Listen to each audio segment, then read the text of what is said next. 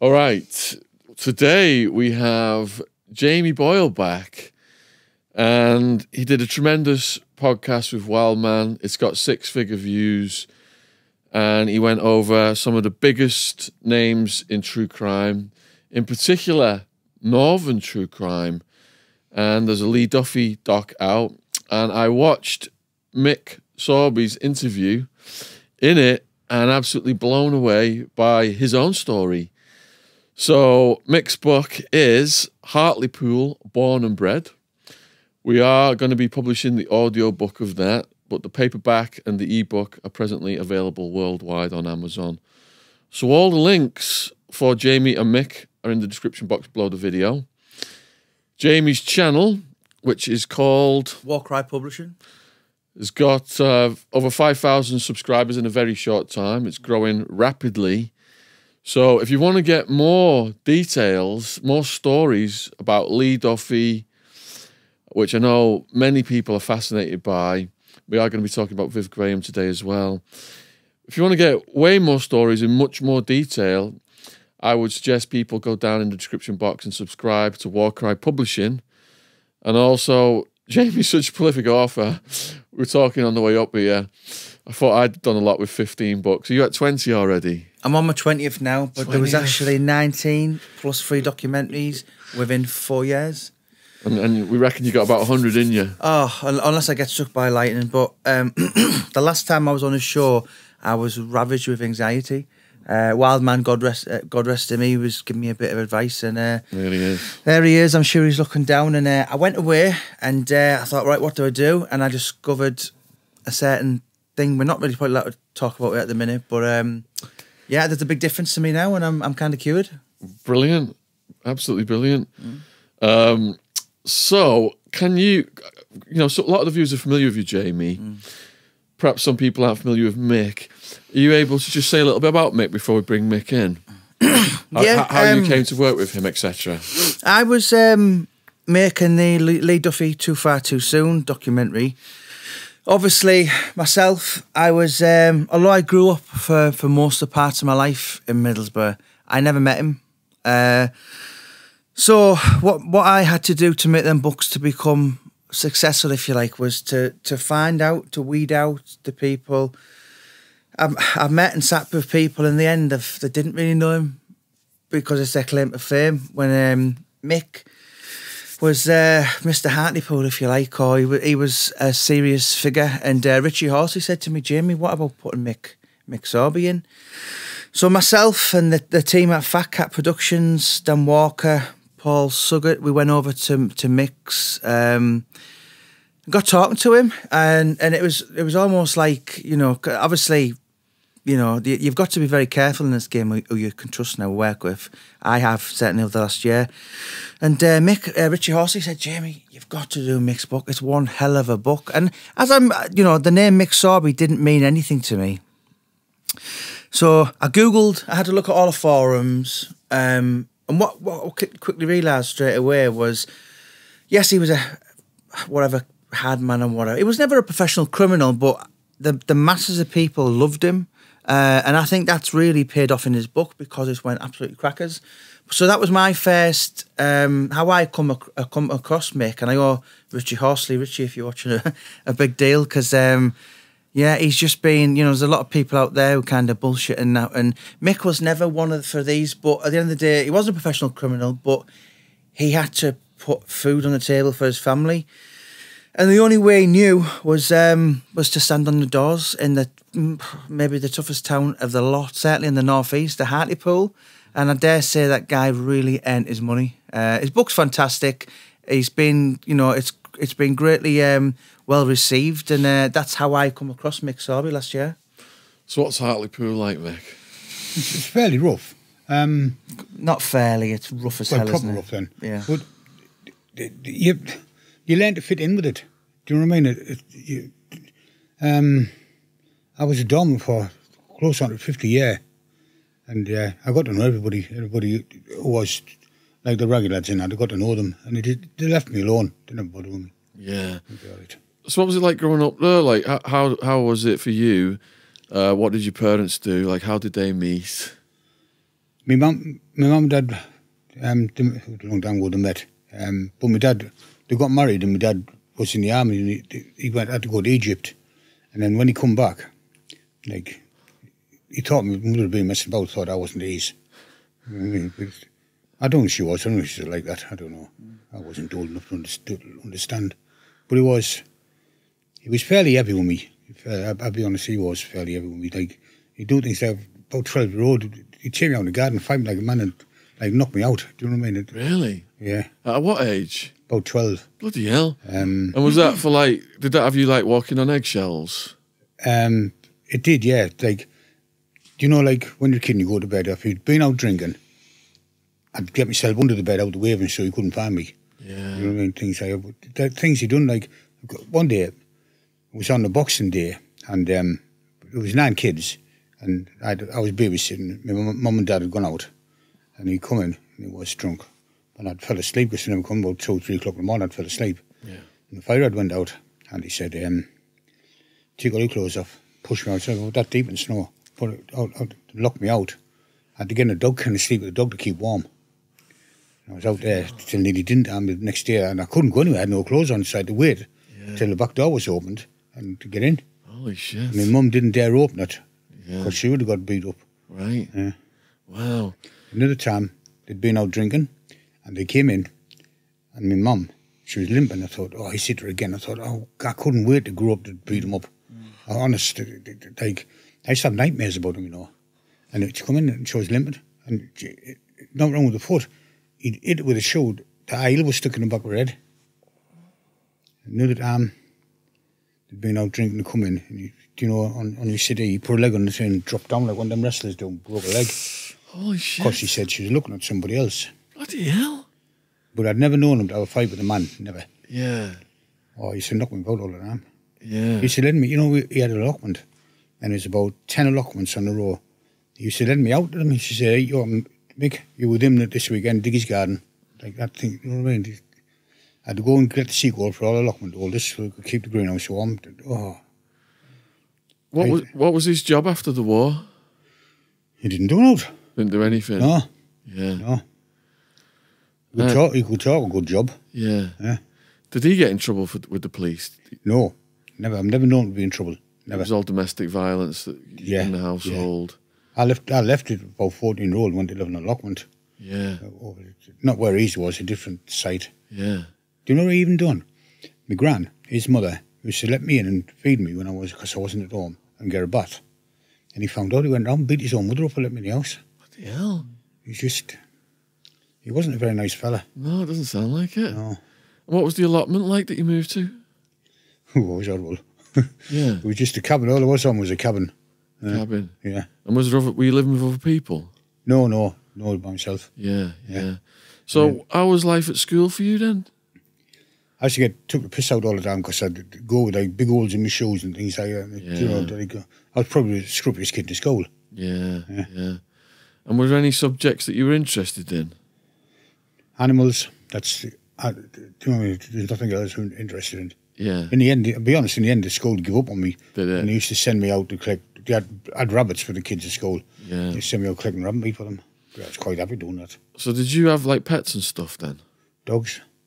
Yeah. Was that your thing then? That like, kind of like, you know, you've had all this violence from your dad, and you're probably looking for some kind of love, aren't you, from somewhere? Well, so I suppose this dog, I suppose, like a crutch for me. Yeah. I think it was. Do you know what I mean? Yeah.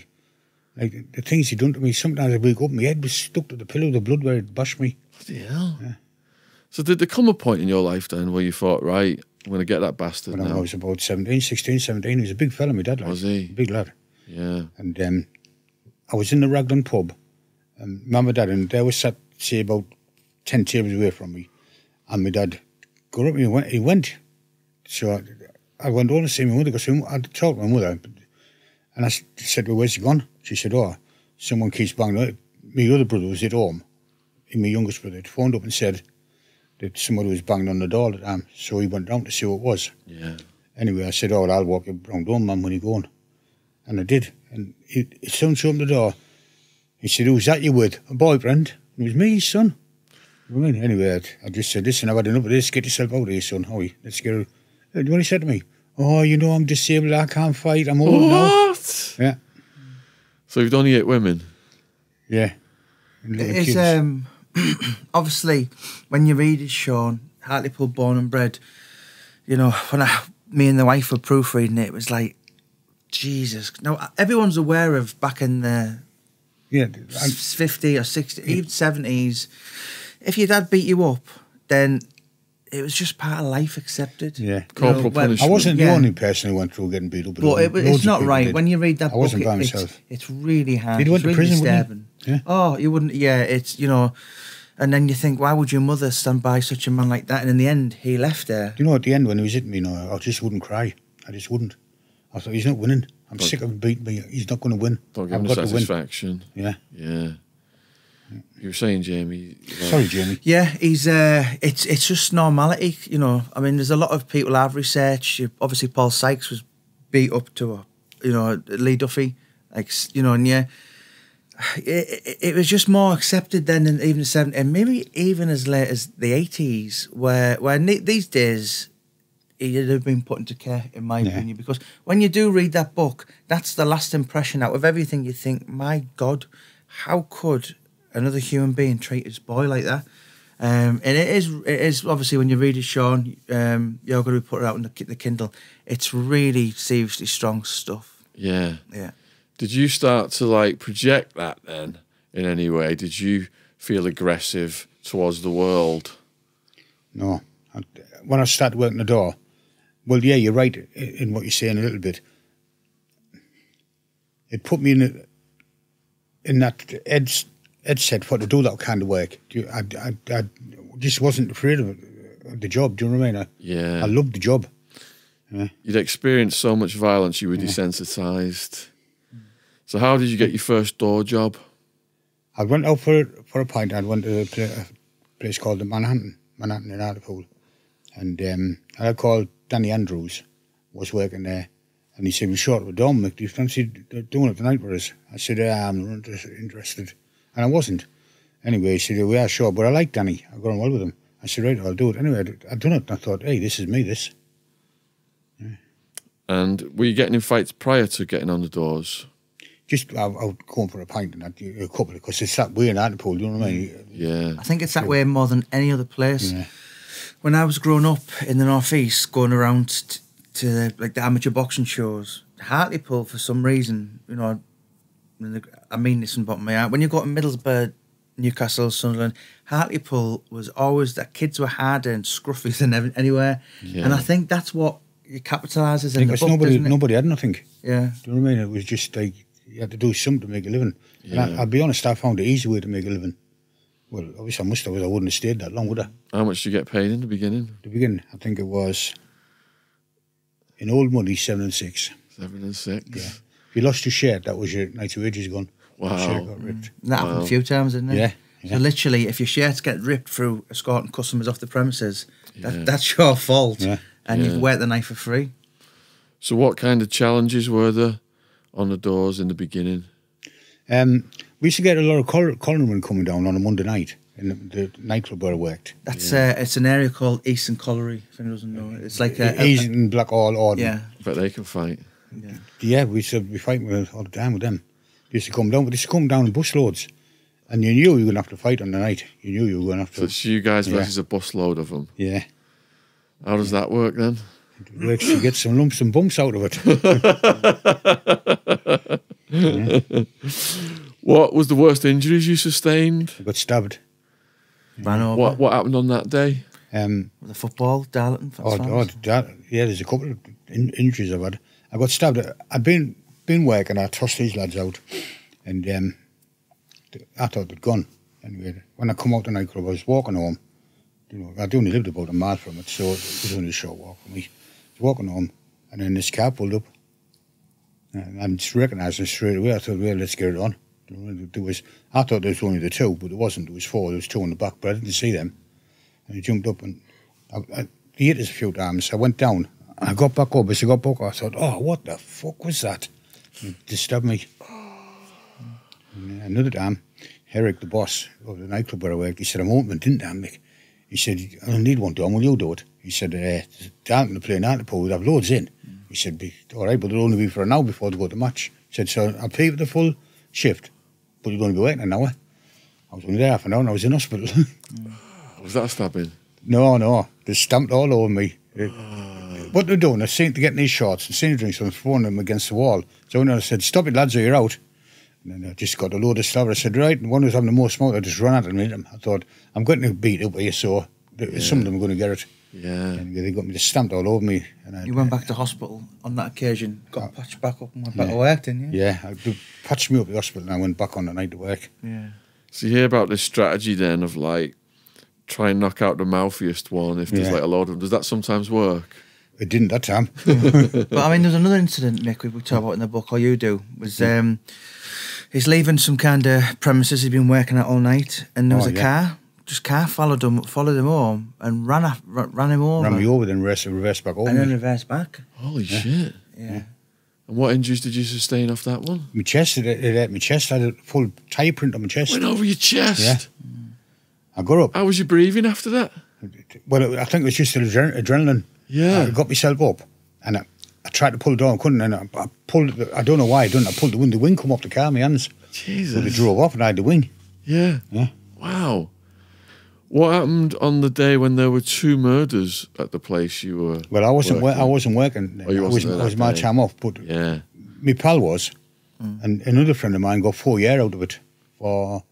There's a band Hartlepool called. Was it Images? No, it was called Caspers. Caspers, yeah, that's where it was. Yeah, I mean on the book we've put the back of Mick, obviously in his prime, his usual leather jacket on, and there's a crowd and there's Caspers, and I think that epitomised a lot of, because this place was really, it's. I mean, I've typed it up, but it's like it literally sounded like do you know the band Star Wars, where they're just setting people fire and all that, and it's just, and it was a place where even all the people in Hartlepool, some would refuse to do it. Yeah. And obviously he was the only guy who thought, well, you know, and really you were getting paid a pittance for what. I'll tell you what, one New Year, I went in and I said, Eric, I said, where's you the doorman gone? Where are they? He said, oh, Mick, they want to rise. They walked out. I had to do it by myself. I thought, oh, God, I was lucky. There's a couple of friends coming in and they were staying the night, you know what I mean? Yeah. So I knew I had a bit of backup. But if they hadn't come in, I don't know what I would have done. I'd have stayed, I couldn't have left them. So on the day of the 2 murders then, was that just drunks fighting, or was it gang related, or what was it? There'd been a fight inside the club. Yeah. They got put out, and then the people who got put out went away and got weapons, come back with weapons. Ah. Yeah. And the other people who'd have been fighting with, when they went out, they all started fighting. Yeah. And my pal, Philly Tobin, his brother got 4 years out of it. Bloody hell. He got 4 years for, I think it was violent disorder, I think he got done for. But with somebody dying, it was, looked a bit hard, and it looked a bit heavier. Hartlepool sounds like a proper gladiator school, doesn't it? Yeah. Why do you think it makes such tough men? We've never had out, honestly. Never had out. There's never been loads of work there, nothing. You know, it's just nothing there at all. Yeah. I think, as I said, growing up in the 90s, there was always, and I've had a few friends that turned over professional boxing in the train, Hartlepool. And for all the places that I dare say it's probably a deprived area, they've always had boxing gyms, and your Headlands, your Manor, the Hartlepool Catholic, Hartlepool Welfare. The boys' welfare, yeah. Yeah, there's, you know, and it's not a city, it's a town. You know, and it's smaller than Middlesbrough. It is a lot smaller than Middlesbrough. Yeah, there's loads of people interested in boxing like that. But yeah, loads. but it's almost like, and sometimes, I mean, even, I think it says in his book, sometimes we were too poor, the kids were too poor in Hartlepool to be sent to boxing, so they'd just fight on the streets. Yeah. And I've always thought, you know, but from everywhere I've went in the North East, that Newcastle is really, you know, at a joke to him. It's something that they're probably a lack of it mental to, you know, it's just not normal. Like fighting's such a big part in people's lives. Yeah, you know, I often speak to a close friend of ours, is Richie Horsley, and I was talking to him recently about one man's book, I won't name, and he said, you know what, that guy's full of crap. He said, Mick Sorby, we used to have more fights in the night than what that guy did. It was just your life. Most of them, 190 is 9. It's like mine fighting 1-on-1. 9. Wow. So, like, who were the big names back then that you would have doing the rounds? Well, Richie was one of them. Yeah. Richie Horsley. What was it? I don't think there's any we couldn't deal with. Yeah. None. There's none we couldn't deal with. You were Dave Garsides and Dave Garside. Lee Duffy's and Viv Graham and but Buicks. Dave Garside bought me out, you know, when I was going to prison. Dave Garside bought the firm up me. Him and Terry Rich. But Dave Garside's all right. And I'm got nothing to say about Terry. Yeah. But obviously, I think he's referring to maybe the big names like do you have much to do with the Sayers or Lee Duffy and Viv Graham? They said, I went to work at the Rave at Sunderland the after dark for a lad called Gary Robb. Yeah. And Jimmy Robb. And that's how I met Annie Buick, Billy Robinson, a few lads. And they used to come down Hartlepool to meet, have a drink with me. They'd all come down. Yeah. Yeah, nice of them. So you got into debt collecting and stuff? Yeah, me and a lad called Andrew Keenan. Yeah. We started to do a bit of debt collecting. I'd done a bit with Richie Horsley, and then and Keenan come to work when we were doing all right. It was. And do you have any hairy stories from debt collecting, or was it easy for you? It's quite easy, to be honest. No, Was it? The bloody women punching you at one time. And yeah. Wasn't it? Yeah. Well, I was working the door, you know, and what happened? Just bang, bang, bang the door, and they opened the door, and it was a woman. I said, "You can't come in, we're full." I said, "Well, when two go out, I'll let you in," and that's how it's going to be. I said, "We're overcrowded now." Anyway, I opened the door again to let two out. And as I opened the door, she punched me straight in the eye, and without thinking, I hit her, knocked her clean out, poor little bugger. Bloody hell! Yeah, I hit it just instinctive. Yeah, of course, yeah. You would just have a reaction, wouldn't you? Yeah. And this Andrew Keane I just spoke about there, it was one hell of a doorman. Yeah. Honestly, he was. He worked with me for about 15 years on the door. Was he just a natural facer? Yes, yeah. Yeah. Yeah. Very, very good kid down on his side. Yeah. Yeah. So I watched, Too Far Too Soon, this documentary about Lee Duffy. And what was your experience with Lee Duffy? Well, the times when I bumped into him, he was like, people were saying, "Oh, he enjoys going knocking doormen out," but he never said a word wrong. I mean, to be honest, you'd heard of him a lot more than you did. Yeah. And that was because, it's in the book, Mick was escorting two ladies out, 1990 or whatever. Oh, yeah. And the first thing they said was, "What's your name?" "Lee Duffy's coming back to get you." Nothing happened. But, in that time, he was the name, he was the force. And if that was... You were threatened a lot with that, weren't you? Yeah, a few times, yeah. I went to a different pub to work, and this lad come in, and he was full of drugs, so I put him out. You can't have them in like that. You're going out. He said, "Wait till you shock you, Sorby." He said, "Wait till fucking Duffy comes." You know what I mean? And then a this police inspector got on to Terry Rich, and he said, "Can you come and see us?" And so he said, "Fetch Mick with you." So off we goes to see him. I didn't want to go because I have nothing to say to the police. Do you know what I mean? Well, to be honest, I don't like them. Anyway, off I goes. We sat in his house. He gave us a cup of tea and these biscuits. I thought, "Oh, something going off here." Anyway, he said, "Listen, Brian Cockrell and Lee Duffy are coming to take the doors off because they're all my doors." He said, "They're coming. That's when they're coming this weekend. So I suggest you go and see them first." Right? I thought, well, why is he telling us this? And then he come out with, "Well, I'm not telling you this because they beat my son up." I thought, yeah. I said, "Terry, leave your fucking tea. Let's go." And we went. Yeah, it was more or less the authorities wanting you to do their dirty work, wasn't it? Another time, I was working in a pub called Images, and I put these two lads out, and the girlfriends or wives were there. I went with them, but the girlfriends came over because you had to go to like a cellar bar over the top. So "You're fucking dead. You wait till Mick Sorby sees you." As just said, "Me go and get a daft cunt." When was the first time you became aware of Lee Duffy? It's a few years ago. I can't remember. I'm no good with dates. Yeah. But it was I was working on a door when that happened. I've been finished. It was before I went to prison, so it's over 20 years.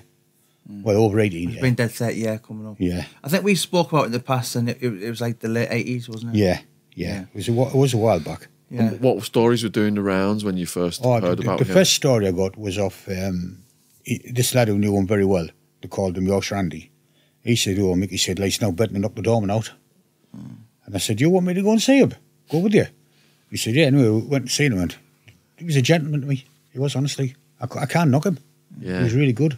Yeah. And then I seen him again with the lad called Mickey Blackwood. He was a pal of his. He was the same. He remembered me, come over straight over and shook my hand. Yeah. I found him all right. I've heard stories about him, about what he can do and that, but... What stories have you heard? What's the craziest stuff that you've heard? About just going around the dome, knocking him out with one punch. Yeah. Yeah. Multiple doormen on the same night. Yeah. Like in a row and stuff like that. The job didn't have me dick on, it might have been me, mightn't it? Yeah, it was just, obviously, I mean, I never knew him, but I've researched him a hell of a lot, and that was, one of my best friends at the minute is Neil Booth, and he's never, obviously he was the Duff's closest friends, but as much as I would love him to, Neil's always took a backward step. I've heard stories which are not for books and that, but I think with Duffy, he was a bit like Mike Tyson, because he grew up in the late 80s when Tyson was at his peak, and he basically knew the threat of violence is psychologically greater than the act. Yeah, there's intimidation. So he would beat a lot of people, and sometimes when Lee was taxing people and he'd got the stuff and he'd be like, and Boovy would be like, "Hang on a minute, Lee, stop it, he's petrified." Well, he's give you his gear, you don't need to do that. But that was probably meant more to him than the money, because he'd be going out saying the Duffs just knocked another one out, and he was, in your neck of the woods, Mick, you'd say he was the name that people threatened with. I would have, he? yeah. He was the most one mentioned. Yeah, definitely. And this is a young kid at the time. This is a lad who obviously he died 26, just gone, but all this when this was happening was he got out of prison 24, 25, and obviously, I mean, we were on the way, weren't we? And he kind of declined in 1991. Shot in the knee, shot in the foot, had petrol on him. Now, the year before, when he got out of prison, yes, he was taking drugs and that, but he was just come back from 26 months in prison. So, I think back from the big difference from 1 year, 12 months, the last year of his life, he was more living on his nerves, because, everyone in Middlesbrough was out to kill him, where I think he did prefer to go up Newcastle with the Sayers, and they had his back, whatever. But Duffy was very well known everywhere, wasn't he? Everywhere, it was yeah. just, this is the day, this is the time you've got to remember that there was no social media. I used to work in a rave. I told you for this, Gary Robb. He was all right, he was a good boss. And someone come in and said, "D. Duffy's on his way up." And he was ready to shut the place down. Wow. He was going to shut it down. He said, "I can't do that with him." He said, "I'm going to shut it down." But he had about 15 doormen. Yeah, I mean 15 doormen versus one person. Yeah, one book I did in a scrap. That was his name. That's what I'd done to people. His name. Yeah. There was a nightclub in Stockton called the Mal, I think it was, and two brothers paid Duffy £2,000 to keep him out, because when you're coming in his South Bank tracksuit with just pair of trainers and shorts, maybe a vest, then it was embarrassing for the people in the club. So it was just, we'll pay him, we'll keep him out. But he was something that, and even the Cleveland police have said to me that they'll never see the likes of him again in a hurry. But as far as you're concerned, Mick, for what you actually seen and dealt with him in the time you spent, you actually couldn't badmouth him, could you? I can't knock him. Honestly, I really think he was a good bloke. Because Mick Sorby would have fitted the perfect criteria for someone having a name, being a doorman, He was all right. Honestly, I can't knock him. He was great with me. Yeah. So why did you make a documentary about him? Well, I did the book, The Hull of the Moon. That basically took me from being a part-time writer to full-time. And it was very lucrative. Obviously, that a lot of the book, I've give a huge amount away to charity. The second book, The Blood Moon, I had no intentions of it. And then after 4 months, Middlesbrough, I call it Duff Mania, if you like. They were basically like, "Jamie, you've got to do another book. This is, you know, and then obviously Paul Venis, we've done the third, so we've kind of done 3 books. I did the Hall of the Moon documentary with a different firm, and it kind of got, you know, I mean, it was done on, listen, I'm not, you know, it was done on a shoestring budget. When Fat Cat Productions got in touch about 18 months back and said, look, we've got the equipment, we've got the money, if you like, to shell out and do on this L.A. Duffy, Amazon Too Far, Too Soon documentary. And it's been absolutely phenomenal. You know, it's like monster sales. You know, it got a shitload of reviews, didn't it? Well, that's the thing, Sean. Me and you had a conversation. You said if your book can get 100 views in 12 months, it's reasonably doing well, because most of the readers will not leave reviews. And I had a look the other day, and it's had 750 since Christmas Day. Grief. Yeah. Wow. And like tens of thousands. But, you know, there has been a lot of goodness come out of it, because we've donated a lot to the Frankie Lee Booth Fund. Yeah. Lovely little boy growing up without his dad, named Lee after that. And it's a very fitting, you know, a lot of good is coming from it. But, yeah, you know, obviously Richie Horsley put me in touch with Mick, and that day when I went home and I was Googling and listen, he does what he was, but there was a lot of people saying, oh, Mick hit me so-and-so, but it was my own fault. He'd give me a chance. You know, I've dealt with a lot of people in that world. I wasn't there. I was too young, but everyone seems to say the same thing, that Mick was more of a gentleman. Don't get me wrong, if you crossed him, he wasn't very nice, but he wasn't someone who, you know, like your Lee Duffys who, to making a statement by knocking 4 men out was, and by the time I got to Darlington and Durham, that 4 men he'd knocked out were 8. Yeah. You know, and it's all mythical, it all grows like a snowball in folklore, in historic. Here we are now, 30 years on, almost from his death, talking about him. Yeah. You know, I've spent a lot of time in Wakefield over the last couple of years. And I suppose, I mean, who's the most famous person from Wakefield? He's probably looking at J. MacDonald. And I knew Wakefield existed, but I never really had an interest in him. Obviously, when I watched that Paul Sykes documentary, so many people are wanting to go to Wakefield just to have a look. It's the same with Middlesbrough, you know. One young kid, lovely guy called Connor, he's, I think he actually knows more people in Middlesbrough at the minute, but he's just obsessed with Lee Duffy. I've had messages from Kent, from Manchester, all people just coming up, and you know, regardless of what people think of me or the authors, you know, the clues in the name, true crime author. But what that man did, or what he didn't do, whatever, he was only here a very short time. He would have only been 55. It's not old at all. And, you know, to think what he did in his lifetime, that will just never happen again, you know. And obviously, you know, it's you go any Waterstones, there's 330 of them in Britain, and they say, what's the most popular genre? And they'll tell you true crime. You know, you don't have to be a Hardman wannabe kind of to just be fascinated and think, what made that man like that? Was it because he was bullying? Was he taking drugs? Was he have some kind of hidden mental health issues? You know, it's just incredibly fascinating to study. So how was it for you to be in the documentary, and what kind of reception have you had since it's been published? Well, I don't drink often, right? I'll explain what I don't drink. It's very rare I go over to drink. I went over to the ship where if I go out, I go over there. And they just took the piss out of me. Yeah. Okay, he's the famous writer. Yeah. Can we have your autograph? Yeah. Yeah. So they're all good people. Yeah. So the other big character then in this Lee Duffy story is Viv Graham. Yeah. How did, you know, perhaps for people, the viewers who don't understand all what happened between those two guys, how did beef come about? And right. who was Viv Graham? Viv Graham was a man from, I just did Alan Thompson's book, actually, the footballer from Wallsend.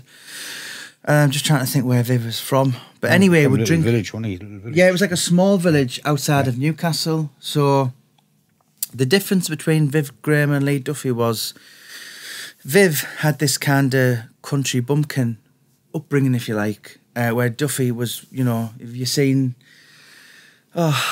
everyone's seen the Mike Tyson documentaries where he grew up in Catskill in New York, the Bronx, and I think that was the difference. Duffy he'd done an apprenticeship in South Bank, which is like, in my opinion, the most, and always has been, certainly for the last 30 years, has been, for someone to do the trademark apprenticeship in there by just constantly having fights. Because yes, Lee Duffy, in the end, become 6'4", flat nose, any power to knock walls down. He wasn't always like that, and he was bullied really, really bad, and I think that played a huge part in his life. But it was the environment that he was brought up in.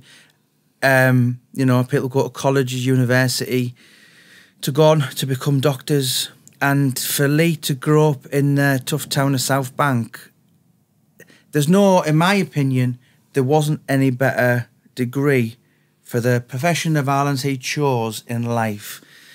He just had that dealt with. His brother, God rest him, he didn't do many interviews, but I read I think it was The Sun in 1993, which said, when we grew up in South Bank, we learned we didn't get anything. If you wanted something, you had to learn and fight for it. And I think that's pretty much summing him up, that, Duffy was fearless. He didn't have any business brain about him. Viv was a formidable man. He was an amateur boxer, done quite reasonably well as well. He fought at the likes of Ernie Buick. He fought Manny Bergo. He learned to. He was an awfully fast man for a guy 19.5 stone. Paddy Maloney, a friend of ours who's been on the show many times, he said, "Jamie, I used to be in the gym and look at him and I think, what a big man you are for running." But I think Duffy lived for the day where Viv, although wasn't much older than Lee when he died, he was 34. What town was Viv from? Tyneside. He grew up, I can't pronounce the name. It was like a little... Just a little village, wasn't it? Yeah, I can't remember what he was always drinking in Wallsend. He was a proud Geordie. Didn't drink much. I spoke to Alan Thompson the other day, and he said I was with him on Christmas Eve, which was the week before he died. And there was Alan Thompson there, there was Steve Watson there, all these young footballers been coming, and he would not let anyone buy a drink. And he looked after these lads. Hated drugs, apparently. I've heard, different rumours that, but if Duffy wanted the fame of the reputation of just being the Duff, walking about in the short vests, then Viv Graham was pretty switched on far more, and he built up an empire. He had so many men working for him. And in Lee Duffy's mind, there was another man in the northeast, a proper fighting man, and Duffy couldn't have any close seconds. He had to overpower everyone. I'm not going to name him, but the first name you probably think of Lee Duffy, he said to me, he said, the thing that really pissed me off with him was he wanted to kiss all the Geordies' asses and be around Newcastle, and everyone in Middlesbrough he wanted to overpower. And this guy would often fight Lee, win, lose or draw. But that's what he said to me, and I kind of got that because obviously I didn't know him, but there's a lot of evidence that would back up he was like that. And they clashed. To my knowledge, they only met once, maybe twice at the most, but I would say once because there was someone there. And he just basically started letting it be known that Duffy started going up to the big market in Newcastle, is Viv in, and just knocking his bouncers out just to utterly humiliate him, because that was a statement. The last one, one of them was, I'm going to leave you away to say, tell Graham the Duff has been. One guy said to me, I was there outside the Macy's, which I think is it Macy's now, but back then it was something different. It's a nightclub on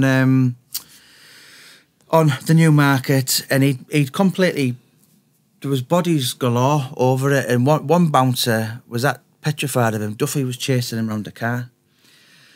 These are the guys who are professionals in violence. Yeah, well, and they're running away from. There's one guy I can't name because he told me in confidence, but he's from Walker, and he said he's got pictures of his broken nose, and you know, in the end, I mean, on that night there was a nightclub called the Beehive, and all the bouncers couldn't go to work that shift because Duffy had been up.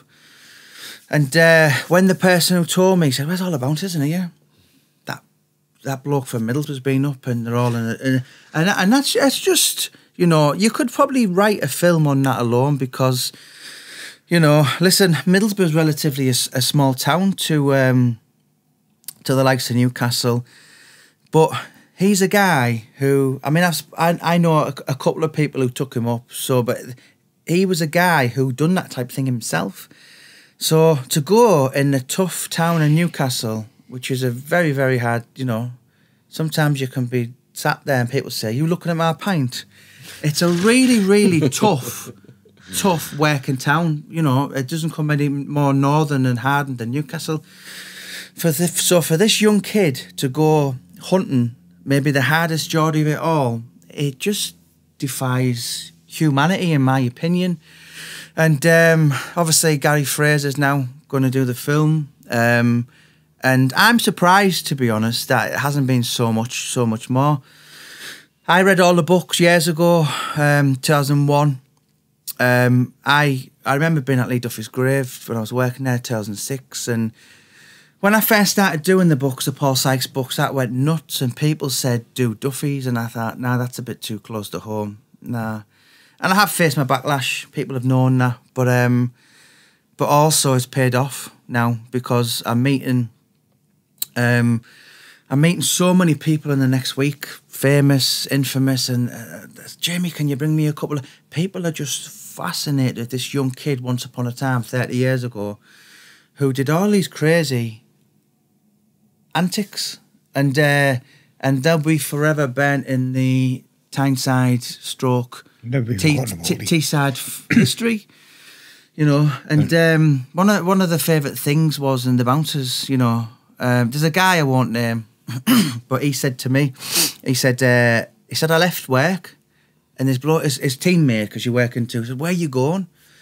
He said, "Look, it's the hour of the Duff," because Duffy would be like Dracula. He'd turn up about midnight, because then he'd go to the blues, and he'd turn up, slick back hair, broken nose, vest on, shorts, at Reebok Classics, trainers, or feeler boots. And this bouncer said, for the last hour, he said, "I was a bag of nerves." He said, "Because he's going to turn up, and I'm the biggest, so I'm going to get knocked out."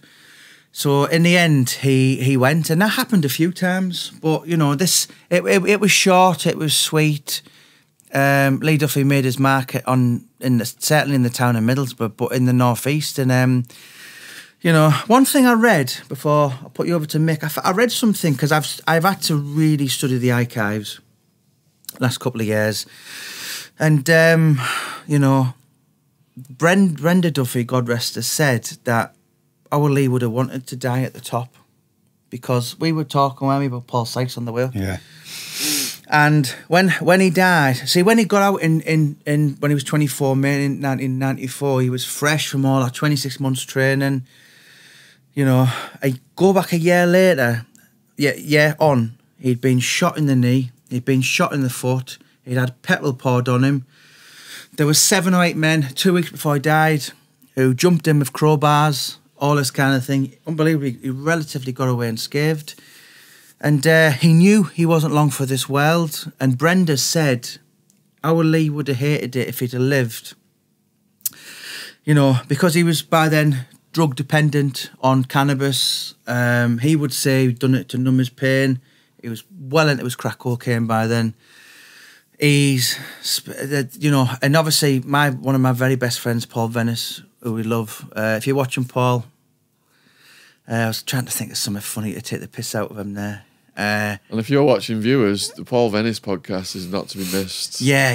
You know, we Lee Duffy actor. We spoke last night, Sean, and I said, listen, I've done a few small podcasts with Sean, he's been offered to do, and I said, listen, get Sean Atwood first. We can trust him. And you know the amazing thing, I don't often read comments, Sean, but I've read Paul's, and there's not one bad one. You know, and so that basically tells.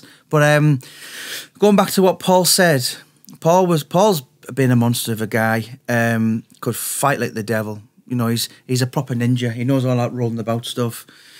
And but with Lee, I know he died in the August, but he was due to be in court on the October. Well, 2 months after he died, and that was for threats to kill Islam Gull.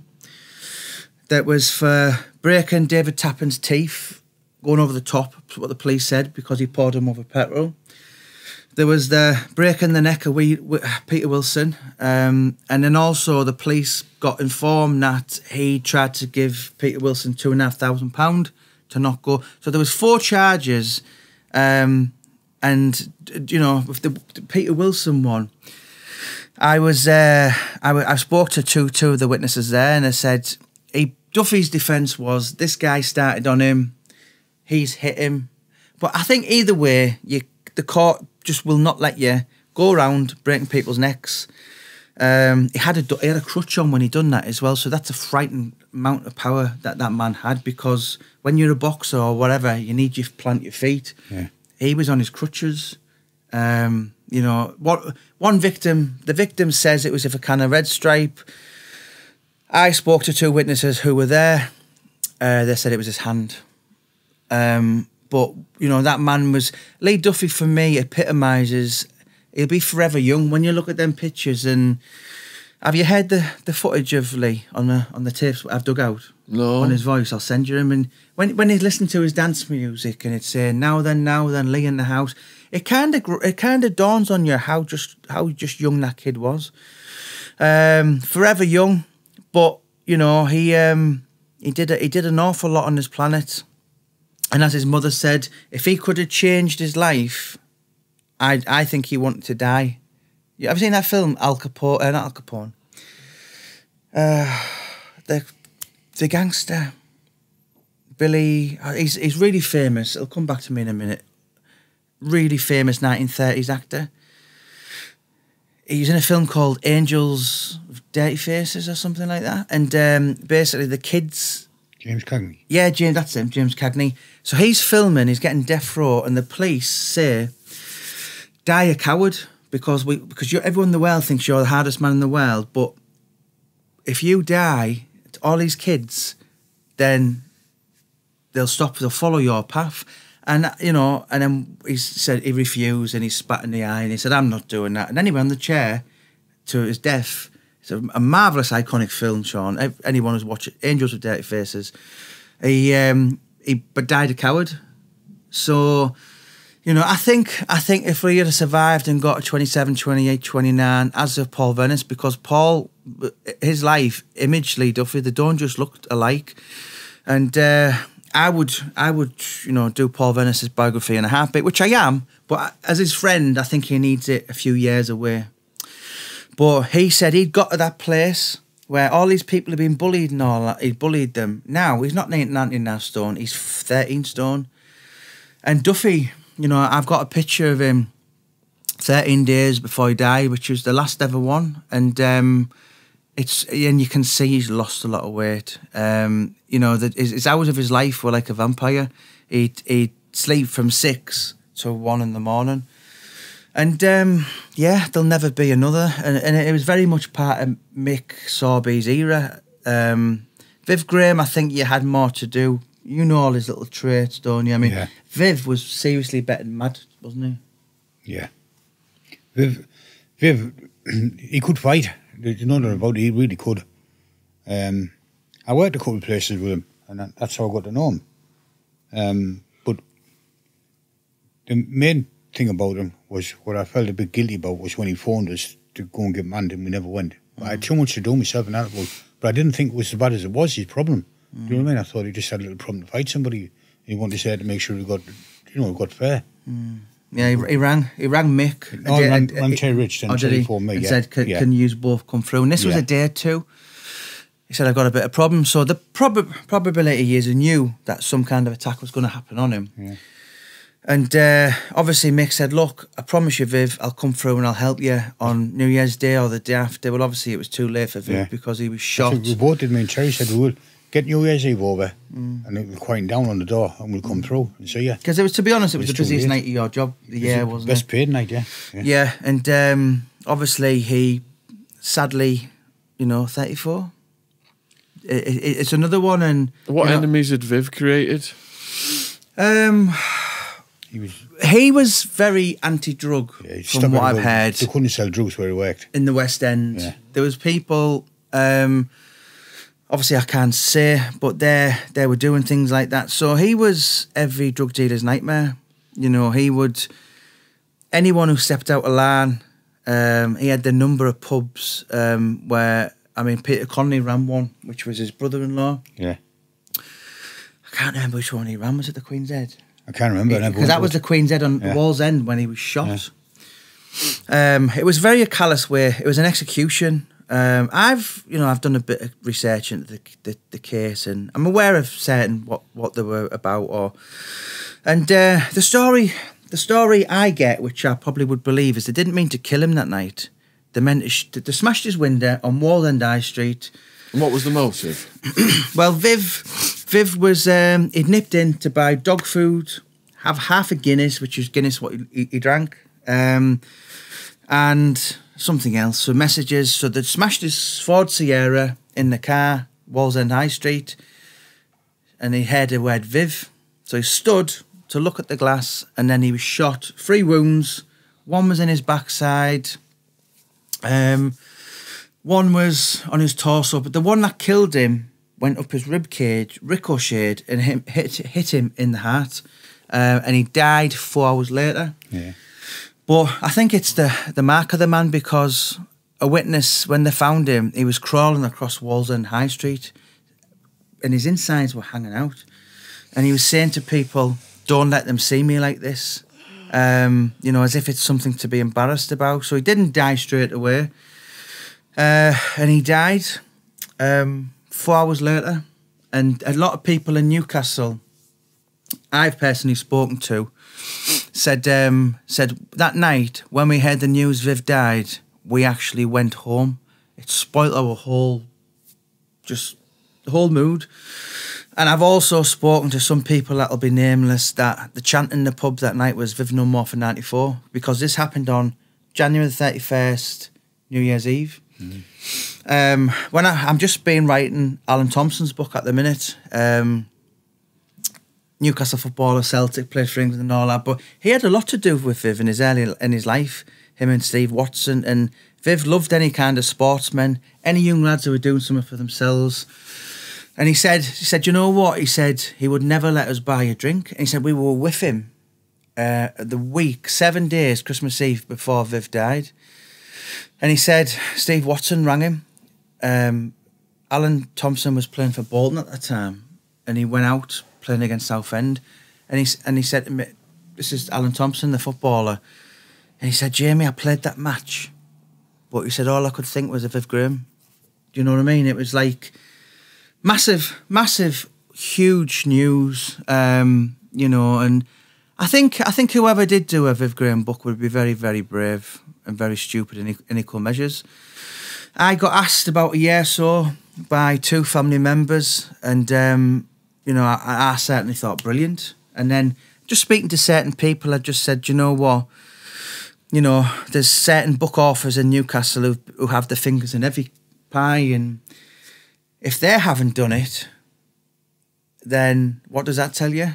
Do you know? So it's definitely one to be left over, but it's a crying shame, because a young man in his prime has just been cut down needlessly for gang wars, whatever you want to call it. And I don't think they'll ever catch him. I think there'll probably be a deathbed confession at one point. But Viv, your friend, and I mean, when you told me a lot of stuff about him, Mick, he was betting mad. Oh, he would bet. Yeah. If there was someone on the street, he'd just bet on anything, wouldn't he? Yeah, anything at all. He did get into a lot of debt. Yeah. A lot of debt as well. Yeah.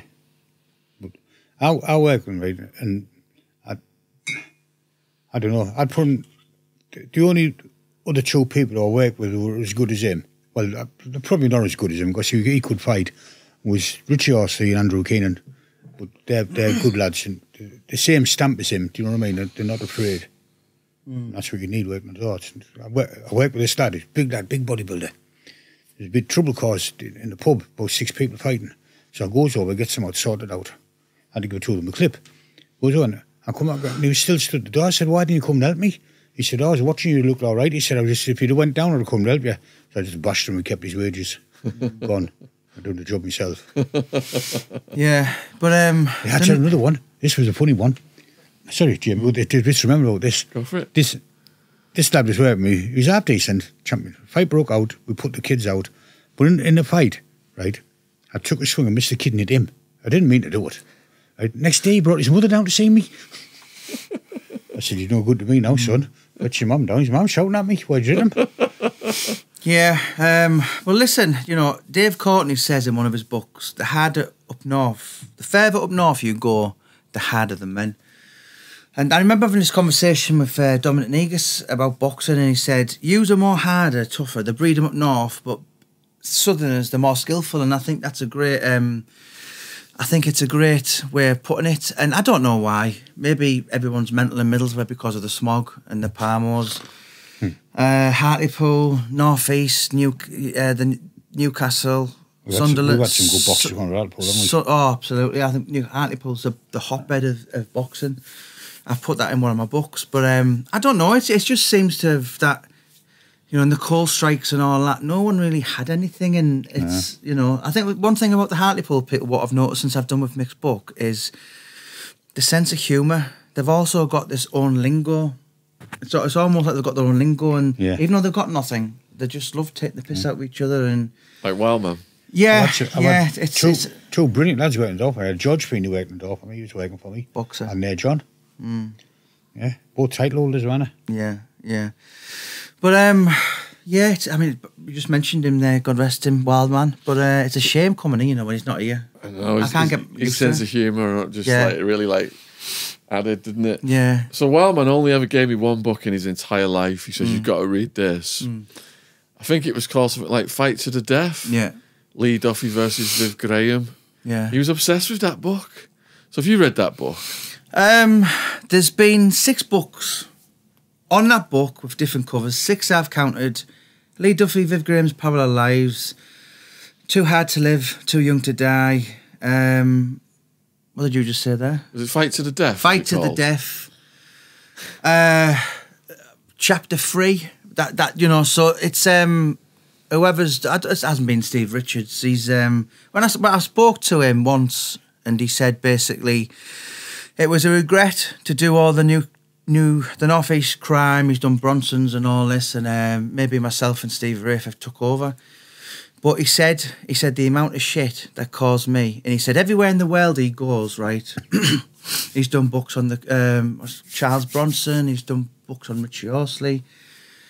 Oh, just lots. He said, you know what? He said the only place I got it the most was Middlesbrough. You know, and it's. I mean, I often talk to Neil Booby, he's one of my best friends. He's never had anything to do with me in books, but he said, if you hadn't have done these books now, I think all that Lee Duffy generation and the others round here, it would have died. But, you know, them books, Waterstones actually thanked me and said, because you've done and come and done all these new books, which I got in my whole shelf in, all these books that were done 2003, 2004, they've all been sparked back to life. I think it's an incredibly good book, what he's done, to be honest. There's a few things, if you got Lee's name's kids wrong. One picture he says in the Hacienda in Manchester when really he's in the Martin Country Club. But as a whole, I can't fault the guy, and he's obviously really done his homework, because I know how hard it is. People, you can't rely on people's stories. You've got to sit in archives for hours and hours and hours. But I'll say one thing about Steve Richards. He was the first guy who had the bottle to do the Lee Duffy, the Viv Graham. It's cost him at his price, like, because he lives abroad now, and he actually said, I regret doing them books, and now I'm only doing spiritual, God books, Jesus books. So he lives abroad because of his true crime books? I think so, yeah. Life. Yeah, he's in, I won't name the country. I'll tell you afterwards, but he's had so many death threats. As you know what, it's the nature of the beast. I get it, Sean. You get it more than anyone. What's the difference between your books then and the other Lee Duffy books? Right. Well, to be honest, I probably would say them books are 60% Viv Graham and 40% Lee Duffy. My books, The Hull of the Moon, The Blood Moon, and Paul Venis, A Very South Bank Story. And all those links will be in the description box if you want to check them out. We've published the audiobooks on them as well. Paul's book is more through the South Bank grapevine. Yes, there's a few bits on his life. But them two were basically, they're just 100% Lee Duffy. So, yes, Duffy's mentioned in it. That's Viv, the Sayers. I've had a chat with a certain someone who didn't want to be mentioned, who was, if you think of Lee Duffy, you think of that other name. And I said, look, I cannot do a credible Duffy book without mentioning your name. I can't go back 30 years and change the end of what happened that night. But I was respectful, I was honest, and I didn't go into certain things that Steve Richards did. So I think I've kind of, because you've got to be respectful. Do you know what I mean? I'm not all about just ruining someone's life. But the question is, Sean, them books are basically, they've been read by some famous people as well, You would not believe how many. Have you seen the actor, Adam Fogarty? He's a big bald guy in Snatch. In films with Robert De Niro and Brad Pitt. I got a phone call once on Facebook and I thought, who's that? And that was some actor ringing me just to talk about Lee Duffy and Paul Sykes. And he played Gorgeous George in Snatch. Big, massive bald guy. Was in Mean Machine. He's been lots of things. And, most people I spoke to, a boxer yesterday, very, very well-known household name, British boxer. And he was started talking to me about it, and I sometimes think, how do you know? Do you know? But it's been big news in Teesside, it really, really has. Yeah. So, yeah. So Mick, when Viv Graham died then, how did you hear the news and what did you feel about that? I felt a bit guilty for not going up. Yeah. I did feel guilty. Yeah. I don't know. Whether it could have made a difference or not, I don't know. Yeah. But I'd have been there for him. Did you go to his funeral? No. No, I didn't. I couldn't find out when it was. Yeah. Nobody said when it was. What was Viv's funeral like, Jamie? Well, I was at his grave about a couple of months back. He's buried in Hook Gate in Newcastle. And what I found really sad, really, really sad, and it brought a tear to my eye, was there's Viv there in his 34 with his boxing gloves saying simply the best, which was his motto. And then there's his dad, who's passed, Jackie. And then there's his son, who died, he died 11 years ago, 2010. So you've got Viv Graham, his dad, and his son. So his son died young? Yeah. You could Google it. I can't remember what it's for. It could be drugs. I don't know. I can't think off the top of my head. But, it was... I spoke to people who were there, and it's like, certainly with Lee Duffy, I've been to Middlesbrough's greatest ever footballer. He was a man called Wilf Mannion. He was from South Bank as well, originally. And you would have thought, I went to his, I was there. But when Duffy come out, the police said there was 1,000 round, went out there was 1,000 round his graveside. Because I've often been to his grave for filming and, paying my respects. I think the police said to me about 2 months back, they said, realistically, it was more 4,000 to 5,000. It was like People, they were taking the kids off school to pay their respects.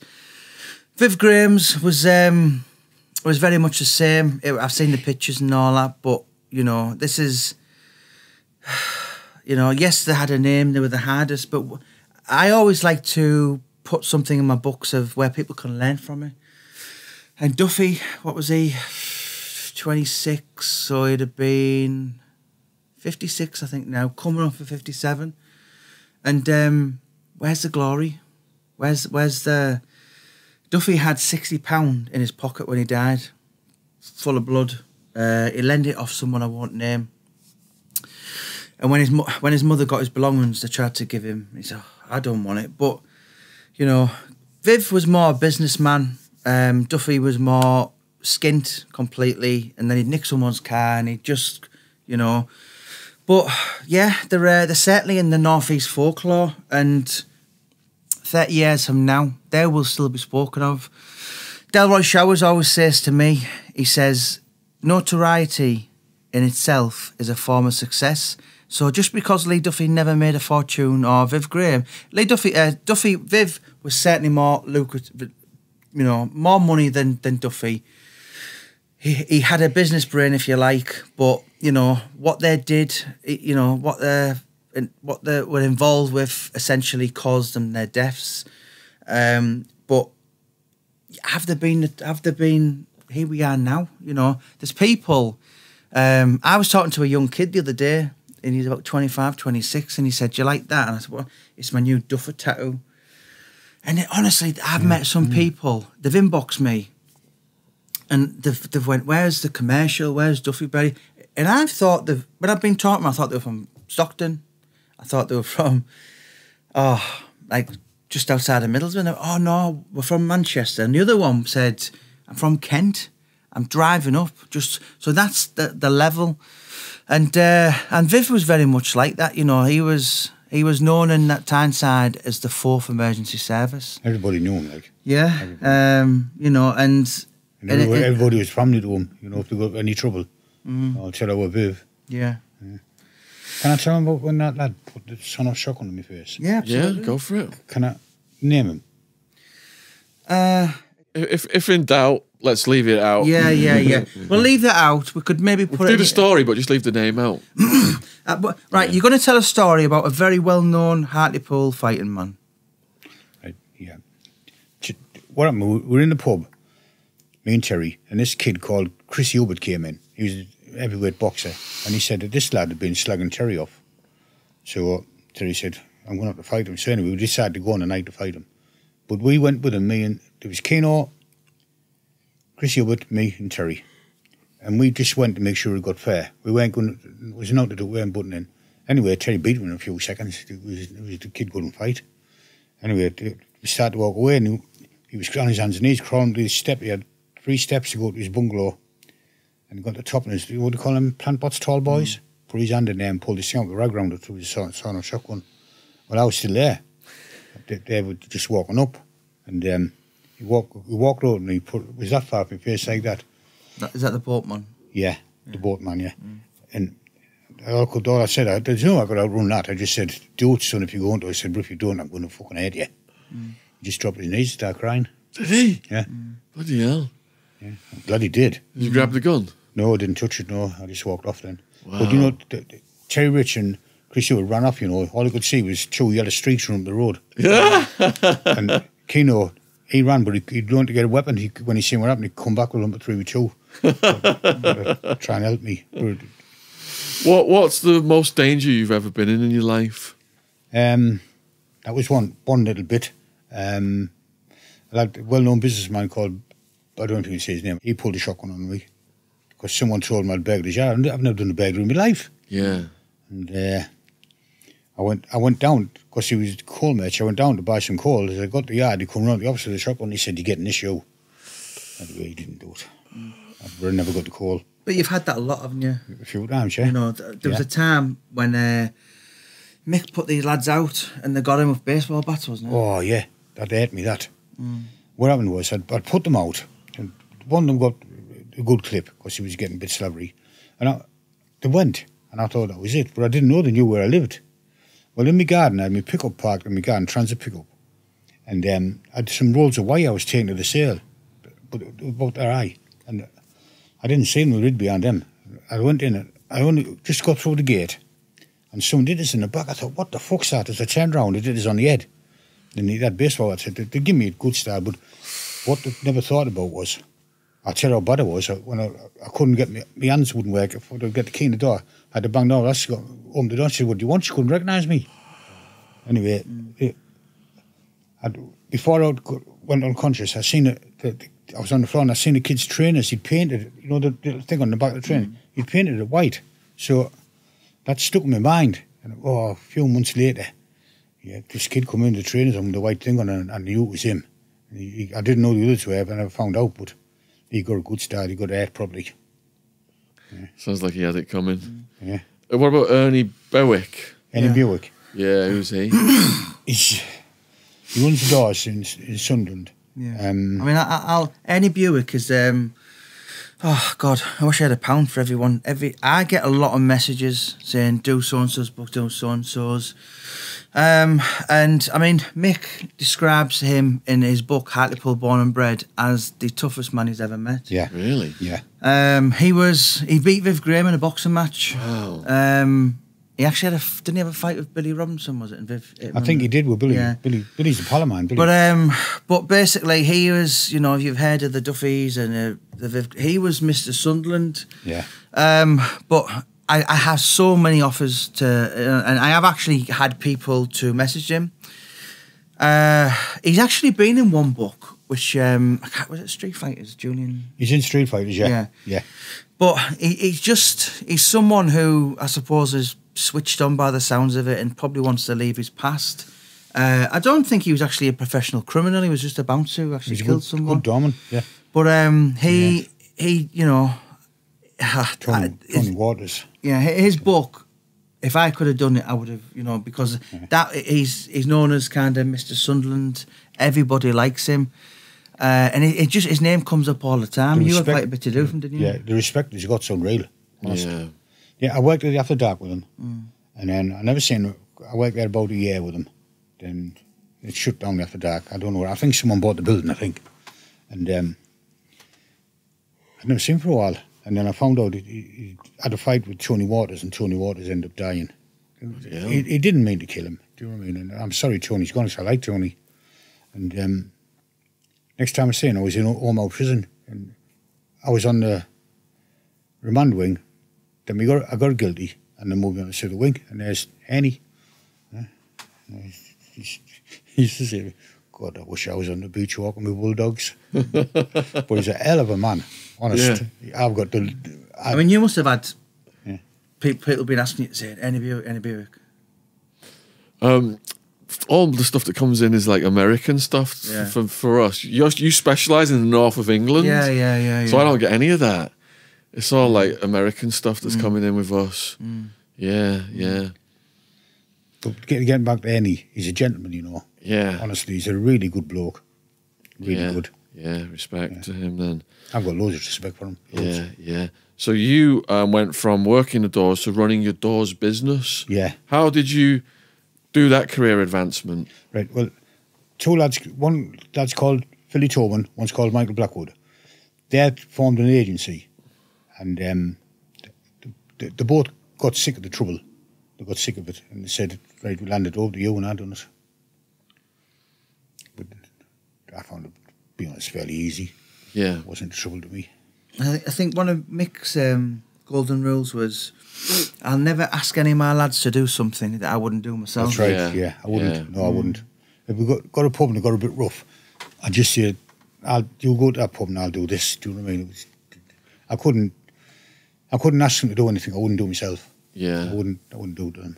So running this business then, what were the biggest challenges you had to face? The hardest bit was getting doorman to stay to work. Stay. That was really hard. A lot of people are interested in it. And you had to work out it and you got some what were just funny rats, and you got some what thought the dickbug was a magic circle and they wouldn't get hurt. Yeah. Do you know what I mean? Then you got some what were proper bullies. Really? They had to go with them. I couldn't do with them. How did you filter them out? Huh? How did you filter them out? Well, what I used to do on the night was walk around the pubs and check the doorman were all right. And then, you know, if they'd been bullying, they just got the back of my hand and fucked off. Yeah. Just, I couldn't do with bullies. Yeah. You know, all the fights I've had, you know, I've never, ever went out and caused one myself. Right. Never. That's good karma then. Yeah. And this was all before the cameras and stuff, wasn't it? Yeah, yeah. So was it a lot different back then? Yeah, because you could have your bid fight, and then you got to straighten it the next day if you wanted one. Do you know what I mean? But now, there's, like you said, there's cameras. You get the young kids full of cocaine, and you get to fight 10 instead of 1. Do you know what I mean? Yeah. I mean, that was one thing you never tried to reason with people on cocaine, wasn't it? You couldn't. You just got the bash out. Yeah. So you ended up then with a 7-year of prison over the Gurmit Singh shooting. What happened there? What was the shooting? Right. Well, it's quite it's really notable. It's a massive, one of the most ever famous cases in the town. So I'll let you go from the start, Mick. Right. I had an allotment at the time, and I was doing the bridge in my allotment, and Terry phoned me up. He said, Mick, Gurmit owes me £74,000. He said, Buffalo might be there. This kid, he said, will you come with it?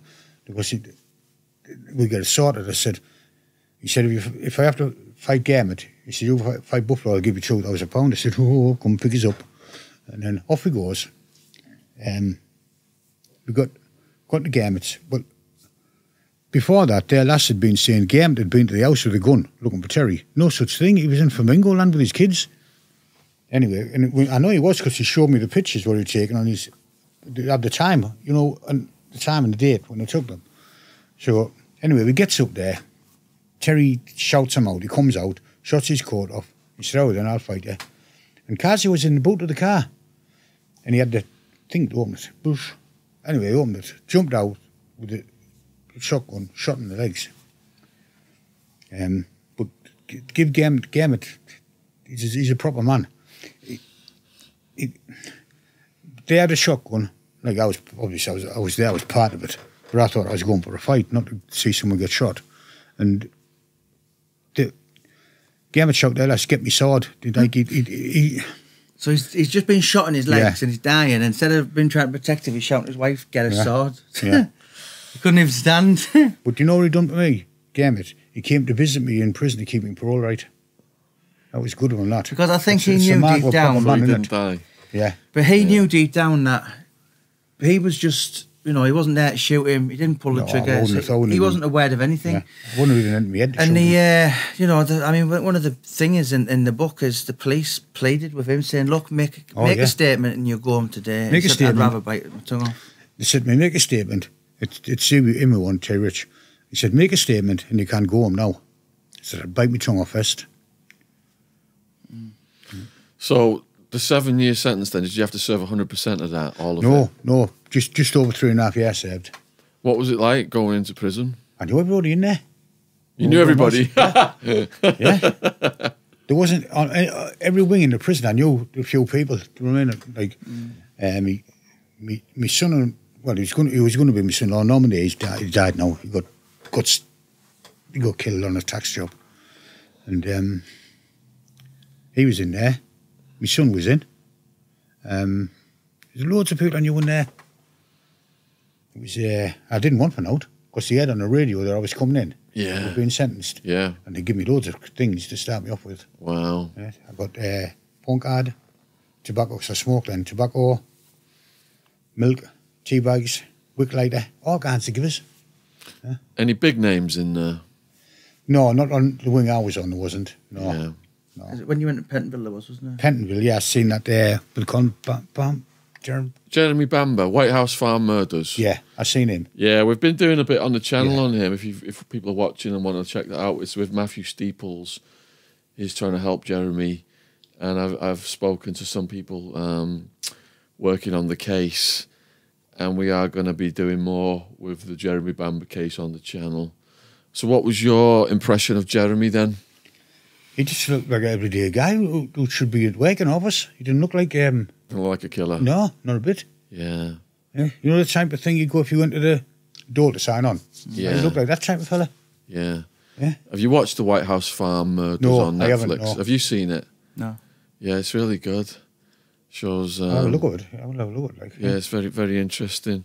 Because there was his sister, the police thought his sister had killed the parents and then had killed herself.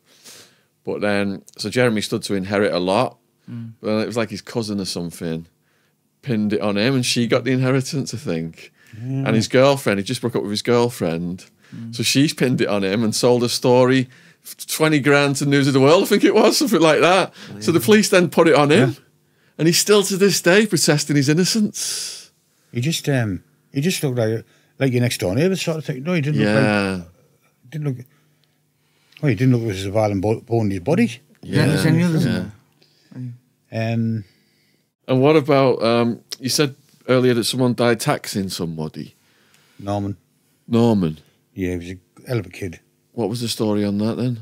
He'd, well, when he was about 14, 15, his kid slashed him. Yeah. And he found out that he had some stuff, so he went round to take it off him. But the kid stabbed him in the eye and twisted the knife. What? Yeah. Oh, bloody hell. Yes. Whew. It's a shame, that. That's horrible. April's dad. Was it? That's absolutely horrible. Yeah. And it was that wound that caused his death, was it? Because it went straight in his brain, the knife. Your fluid can come out the brain, can't it, through that Yeah. socket?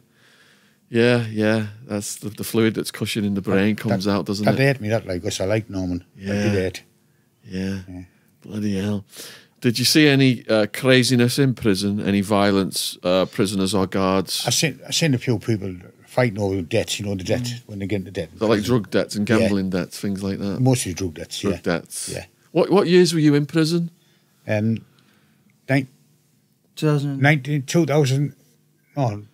1999 to 2003. Yeah. 2003, so just 20 years ago then. Yeah. So there was a lot of drugs in the prisons back then, was there? Yeah, but I never had that, because I'm into drugs, I didn't want them. Yeah. I got offered them, but I Yeah. didn't want them. Did you mostly have your own cell? Yeah, I did, yeah. That's the best, isn't it? Oh, Your own yeah, cell. yeah. Yeah. He had a kid next door to me, He was working on a savoury, and he was a bit funny. Anyway, we all got a cell set, something had happened to set all the dampers, and I pulled his box out, and he'd been saving the cornflakes. He had like boxes like that, full of cornflakes under his bed. Yeah. Not one, Wow. about 8. Wow. Yeah, He was hoarding. sugar puffs and things like that. Yeah. That was asking for trouble, wasn't it? I had another kid. He was protesting against his prison sentence, so he used to wear his clothes all back to front. Yeah, I think Noonan was protesting. He was going around naked, wasn't he, Dominic Noonan? Yeah. Any famous gangsters that you came across in prison? No. On the wing I was on. Bronson? Did I just see him? Charles Bronson. No, but he sent me a letter when we got jail. Yeah, he sent me a letter. How did he know? How did you and him have a relationship? I didn't. I never met him. Oh, you never met him? No, just out of the blue? Yeah, he said Terry one and me one. And the screw, when they got the letters, he said, Terry's got a letter of Bronson there. I said, all right. Because Terry was on a different wing than me. Yeah. They wouldn't let us be together. They did it first, we were together, then they said we had too much influence both together on the wing. Right. So they'd split us up. Yeah, that's what they did with me and Wildman. Said we were influencing people. Yeah. And then I said, I got one as well. He said, Mick, I'm going to give you a little bit of advice here. He said, put it in the bin. He said, and I'll tell him I've seen it put in the bin. He said, it's going to help you parole. I said, well, I was going to send it home for my son to have a look at. Yeah. You know what I mean? That's what I was going to do with it and let him keep it. Do you know what I mean? Yeah. Anyway, I just shot in the bin. But as soon as he went, I took it back out. Right. What was your routine in prison like? Well, I ended up being all right in there. Because I was only in, when about 6 months I was in, I got a job cleaning. Then I got a little bit of promotion to savoury. It was fat as fuck, man. And then, but you know what it's like in there, you don't get enough to eat, do you? Oh, yeah, I lost 2 stone, right? Yeah. Right? Oh, I put about 3 on. In the county jail, yeah. I put about 3 stone on. Bloody hell. Then the SO on reception came up to see me, and he said, reception order's leaving. Do you want the job? I said, I don't know. I'm on the savoury. I'm getting plenty of food. I'm happy with that. Well, that's all right, isn't it? Yeah. Anyway, my person officer said, Mick, he said, take the job, man. He said, think about it. He said, look, I want you to get parole, and if you take this job, I'll put a write-up in for you. saying you volunteered for it. I said, right, oh. So I thought, then me said, well, off my life. I was down there, it was the time when they were fetching the illegal immigrants in. Yeah. And they had one wing, but we were taking the tabs off and the cartons. They putting them in and I was getting them. Wow. Oh, I was having carrier bags full of tabs.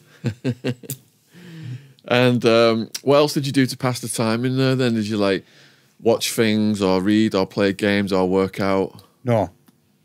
I'm normally, like I'm talking to now, but normally I like my own space. Yeah. And I'd be single down. I didn't even bother with association. Yeah. I used to just bang up straight away and then go and do my job in reception. Yeah. I slept most of my jail away. Slept most of it away. Yeah. What was it like the day of your release, coming back to the real world? Do you know what the hardest bit was? The noise. The noise. Like, I went to the... Our last said to me, I'll show you the marina, because they didn't have the marina when I was in jail. Yeah. But I'll show you the marina. But when the shops and the noise, the tannoys and that, when they're shouting, I had to come out. Yeah. They don't get in the noise. Yeah. And like having so many people around you and things like that, did that bother you a bit? It did, yeah. Yeah. Yeah. Because like working the doors, it's almost like a battlefield at times, isn't it? Yeah. You got all those people around you, so you're used to the intense environment. Yeah, but it was, after being locked up like that, You I know got it wasn't the great, the readjusted. people have been in longer than me, but Yeah. like it was, I think it took me about a month to get myself put right with it. Yeah. Yeah. Yeah. And how did you find life after prison? I tell you what, it worked out all right for me because I got out of prison and I called Lenny Owens and give me a job straight away, so that helped me. But I was just working on it, I was press the button, the bag filled up, stitch the top and pushed onto a belt. It was boring, but I was out of trouble. Yeah. I couldn't have done that to my wife again, went back to prison. I couldn't have done it to her. Yeah. Anyway, some lads come on and stole some stuff, and they said to me, Mick, they're stealing that stuff. I said, it's not my problem. I was on parole. Do you know what I mean? I didn't want no trouble. I said, it's not my problem. I just carried on filling the bags. He said, Mick, they're trying to get in the jeep. I said, it's my problem now. And I went, I clipped one ran off. And then I went back to do my job, and about an hour later, the boss sent me. I thought, I'm getting sacked here. I thought, it's me. I thought, what the fuck am I going to tell our lads? Anyway, I goes down to see him.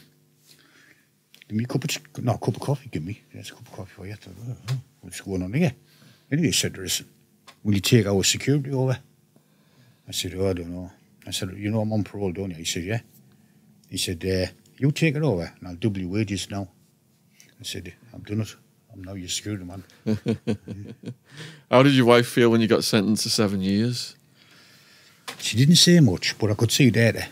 She said to me, when she come round to Bradwell to have a visit with me, I said, Pat, if you want, you can have a divorce if you want. I didn't want to. I said, you can have a divorce if you want. I said, it's a long time to have to wait. She said to me, you silly old man, she said, just go and do your prison, get yourself back home. Well, I was made then. You know what I mean? I was made. We talked about some of the attempts on your life earlier, people pulling shotguns on you and stuff. After prison, were there any more attempts on your life? No, I just kept myself out the way of everybody after prison. Prison wasn't hard for me, but what was hard, my grandkids and I didn't want them to come up there to get searched. Do you know what I mean? Yeah. And I really did miss them. When I go home, one of my grandkids, she come on, she punches in the face. I said, what's that for? She said, well, I thought you were Santa, and you're not. You know what I mean? And like, I don't think she recognised me. Yeah. You know what I mean? Because she's only a baby when I went to prison. Now, you look remarkably young for your age, but you do have a health situation you're battling right now, and you were diagnosed with cancer. How long ago was that? Nearly 2 years ago. 2 years ago. They gave me ago. 2.5 years to live. And you lost a lot of weight in the beginning, did you? I went down to 13 stone. And you were up to, what was it, 9.6 on that scale, was it? What was it? 8.6. 8.6. On the state, the doctor explained to me like this. I don't know if it explained to other people like this, but this is how he explained to me. My wife was sat with me. Yeah. Because he phoned me and said, come and see me. I need to see and fetch somebody with you. That's what he said to me. Yeah. I said, oh, why? I didn't even think of cancer. That didn't enter my head. Anyway, he sat down and he said, I'm sorry to tell you you've got cancer, terminal cancer. Well, at first I didn't realise what he said. With the terminal bit, I had the cancer bit. I said, oh, well, how do we cure that? He said, we can't. Yeah. He said, I'm sorry to tell you, you can't. Yeah. He said, your blood counts come back at 8.6. He said, I'll explain it like this. If it goes to 9, you get end-of-life tablets. I thought, fuck enough, I don't feel that bad. Anyway, I will actually go see the tears in her eyes. I just tried to make a joke of it. She said to me, when I'm going, oh, Mick, what are we going to do? I said, we're going to the pie shop. Do you know what I mean? I couldn't think how to say it.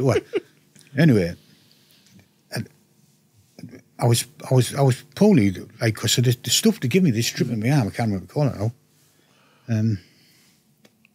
I've forgotten what to call it. But it knocks fuck out, yeah. Chemo stuff. Chemo, yeah. I had about 6 bouts of that. And then the coronavirus came, so they had to stop. Yeah. And the doctor, he keeps phoning me up every month to see how I am. And he said, he phoned me up and he said to me, I didn't tell him I was on that oil. I'll explain about the oil just now. And he phoned me up and he said, I don't know what you're doing, Michael. He said, but keep it up. He said, you're down to nothing, your blood count's down to 0.2. Yeah. And I'll tell you how I think I've done it. Let me just say a little something first. So Mick is on an alternative treatment. It's an oil that people are aware of, but we're not going to say the name of that oil because of certain guidelines on YouTube. So you got introduced to the oil, and then you managed to gain weight, and your health rebounded. 13 weeks, I was back up to 18 stone. Wow. Yeah. That is absolutely phenomenal. And how do you feel today? Feel great. Yeah. Honestly, I feel great. Yeah. I get out of breath sometimes with it being on my chest, but you just got the problem. I mean, these kids were softer than me, innit? Yeah. How did you hook up with prolific author Jamie Boyle? Through Richie Horsley. Richie'd come to see me because he found out I was bad. And when I was in prison, the what do you call them? They're documentary. No, the one I had to see, she's not a psychologist. It would have been a show, and everybody has to go and see him, right? And she was talking to me, and she said, I can see that you've got problems. I said, I haven't. I said, I feel all right. She said, no. She said, would you write down for me about your childhood up to and your life up to the date I went to prison? And that's how I come to start it off. That's how it started. Because she read it, but they gave me it back. She couldn't keep it, she said. She gave me it back, and I just took it on me. And it was put in a box under the bed, and the box was there for about 50 days. It got pulled out to get cleaned, obviously, you know what I mean, under the bed. And my granddaughter, April, she was messing about in the bed. Oh, we're having a clean out, getting rid of all the junk. And I just said, oh, that can go. I said, oh, enough of that. No, I don't need that. I said, she started reading. She said, Grandad, why don't you take it further? I said, oh, I don't know. I said, nobody'd be interested out about me. Anyway, Richie had a read of it, and then he got to you. Yeah. I come across Mick on the documentary, and I'd never heard of Mick Sorby. So the night I went home, I've done my Googling, research, seen a few bad comments, Mick Sorby hit me in some nightclub or something like that. But overall, the majority was like everyone really liked him.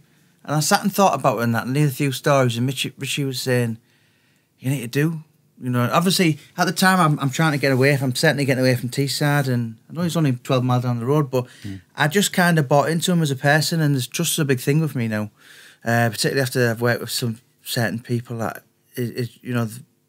done nothing but try and ruin me. So it's like I knew I could work with him, I knew I could trust him, and his stories are like, and that is exactly what it's been, because it's done really, really well on Amazon sales. So working on your book then, Mick, Hartlepool, born and bred, did you feel like you were reliving your life? Did it bring back nostalgia, any certain feelings, memories? It was very hard to talk, to let people know about my childhood. That was my personal thing. I didn't want... See, in my head, it was as if if I'd lost, been beat with them, do you know what I mean? And I didn't want to be beat at anything. And you know, what I went through, it would either make me or break me. I think it made me. It didn't break me, because I just wouldn't give in to them.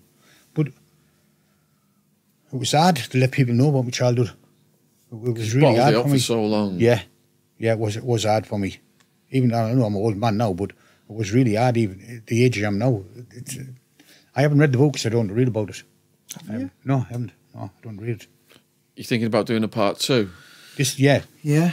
It's a couple of his friends have got together, and it's so, considering Hartlepool's a small place, there's a hell of a lot of interesting little characters in it, and it always seems to be full of incidents. That person had a fight, that player, that they just, you know. And I grew up, like I said, 12 miles away. Never really had anything to do with Hartlepool apart from going to boxing shows. And obviously we've got to know Richie and that, and he's introducing it myself, and that, you know. And I thought, well, people are really, really interested. There's never really been any kind of them books from Hartlepool.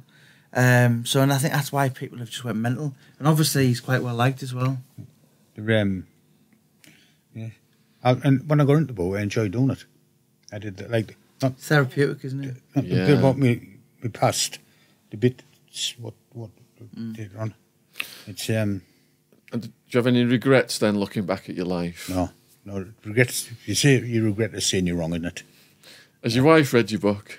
Yes, she got it on the Kindle one. Did she? Yeah. I'm gonna get this it on next my one, you Kindle know as what we're well. doing. There's Philly Tobin and Alan A and me doing this. It's all about the funny parts that happened on the door. Was, you know, the funny bits were happened. Yeah. And about the characters in Hartlepool. It's going to be a good read. Yeah. It really is. Because you went to prison, but you strike me as the kind of person that wasn't living a criminal lifestyle. You were just protective, kind of a protective person, really. You didn't start any trouble. No. And, you know, you were just trying to make an income, weren't you? Yeah. But I found the easy way to do it. Do you know what I mean? That's what it was. That's very true. I've always said that about Mick. You know, considering he was in that world where he had to be among that type of characters. Yeah. He's never been a drug dealer or kind of, you know, just hitting people for nothing. It's always been. No, I couldn't be like. I'd be like my dad then if I sat. Yeah. I couldn't do it. You know, he's always been. You know, if he had the same time again, he'd go back and say, right, I'm going to become an electrician or something. But at the time, unfortunately, in the what year were you born? 48. So, 1948. He looks fabulous for his age. But in the 60s, all he knew how to do was kind of have a fight. And you know, he made best use of it and basically provided for his family for it. Working every pub in the town. Every pub in the town of Waven. Yeah. And what's your plans now for your future? Well, I'm spending a lot of time with my grandkids and my great-grandkids because I know I haven't got a lot of time left. But it first bothered me, but now I'm resigned to the fact that I know it's going to kill me. You've accepted it. Yeah. And I know there's people worse off than me, so there's no point me twisting on about it. I was in Great Ormond Street when my sister's little baby had leukemia. I spent the day in there, and all the little kids with no hair, we were playing with them and everything. And my sister said, "See that little kid there and those parents. That kid's not even going to make it to Christmas." Really? And How old are like my sister's kid was 1.5 when she was diagnosed with leukemia. They were just like tiny little kids. So I was supposed to just walk back to the tube station and go home, and I couldn't. I ended up walking around London for hours, just thinking about the meaning of life and how can this happen. Yeah. It just Does it make you think? Is there a God? Yeah. Does it make you think? It makes you think a lot of things, doesn't it? Yeah. So credit to your bravery, man. You're being a stoic attitude there about it. Well, there's no point in twisting on about, is it? Exactly. Yeah. I had a friend in prison. I wrote his life story, actually, Two Tonys, the mafia philosopher. And he was the same. He got liver cancer. I think he was in his 60s. They did the chemo, and the chemo was really wearing him down. He was like, fuck it, I'm just going to go out. Just going to go out without doing the chemo, just make the most of what I've got left. That's what his attitude was. Is he gone now? He's gone. He went in 2010. Yeah. He didn't live long enough to see the publication of his book, unfortunately, which was something he was looking forward to. Yeah. So to the people watching this, I'm sure they've been really gripped by all the stories. Really appreciate you coming in, Mick. No, thank you for having me. Yeah, and Jamie as well. Is there anything you guys would like to say in conclusion to the people watching, and how can they support you guys? Yeah, well, I obviously, you could notice a difference because of I was anxiety. That thing I'm not allowed to say, I'm taking that as well. And that's done me the world of good. I'm going to be seeing you again on Sunday with Alex Reid. The very venerable Alex Reid, very likeable. And Mick, after some of the people I've worked with, as I said to Richie Horsey, I said, I just wish everyone was as easy as him. Professional, just, he's there. We're going to do a second book, Hartlepool Born and Bred 2. It's going to be full of comical, you know, just lots of... It's going to be funny. Hartlepool history, all the characters over the years. And, you know, I'm getting a lot of following now from Hartlepool, and I know it's because of him. But, you know, out of everyone I've worked with, even my wife says, he's like, you know what I mean? So we've just really took to him and just get his book done. We're going to be doing a little YouTube documentary, myself and Paul Suggett, after lockdown, Fat Cat Productions. So, no, it's just been an absolute pleasure with him. And anyone wants to buy the book, Hartlepool Born and Bred, it's in Waterstones, Amazon, Kindle. Sean's going to have it on Goodreads soon. And it's very, very Hartlepool. That's why it's got the pictures of the monkey on it, because they hung a monkey and all this. But you know, it's sad, actually. It is really sad at the childhood, and you think, how could another man, human being, treat a little boy like that? It defies humanity. But there's funny sides. A few times he said when he's been bashing my mother, he said to him, get off him, leave him alone, you're going to kill him. He said, he's not mine, is he? Yeah. No, so fuck, he's not mine. Yeah. Well, was his? You know what I mean? Yeah. And my mother, you know, she didn't have a very good with him. But you know, my mother, when she was younger, you know, she was left in charge of a brother, and her brother got killed. And her dad affected her, you know, all her life. Yeah. Very traumatic. Yeah. So if you are watching this video then, and you would like to support Jamie, and he's, you know, like I said, prolific, 20 books. Gadfly Press has published the majority of them in audiobooks. So many, I can't even remember them off the top of my head right now, but the best-selling ones are the Lee Duffy ones. There's 3 of those now, isn't there, at least? There's 3 Lee Duffy ones, 3 Paul Sykes ones. Sykes as well, yeah. That's going to be signed to be a film. West End Sykes Pictures. ones are doing good it as was well. in the papers. And my YouTube channel is War Cry Publishing. Yeah. I'm at Twitter at Jamie Boyle 10. And yeah, anyone can get me on that if they want to get in touch with me.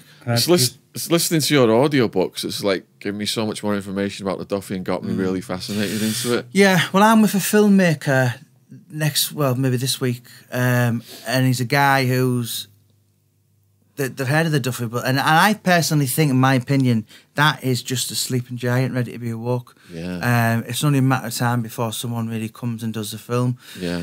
Obviously, Paul Sykes has been picked up by Western Edge Pictures. They've just made a film now called Rare Beast with Billy Piper. Don't know if you've heard of it. So that's literally, have you? So that's literally the next thing now is they're going to be doing the Paul Sykes documentary and film. So and there's 3 Sykes audiobooks as well, isn't there? They're mind-blowing too, the Sykes stories. Yeah. That's what, you know, I've said this loads of times, Sean, but 2012, I had never had any, when I was boxing, I had no idea about Wakefield, never interested me. It was a place like Coventry, Milton Keynes, you knew existed, but you didn't know.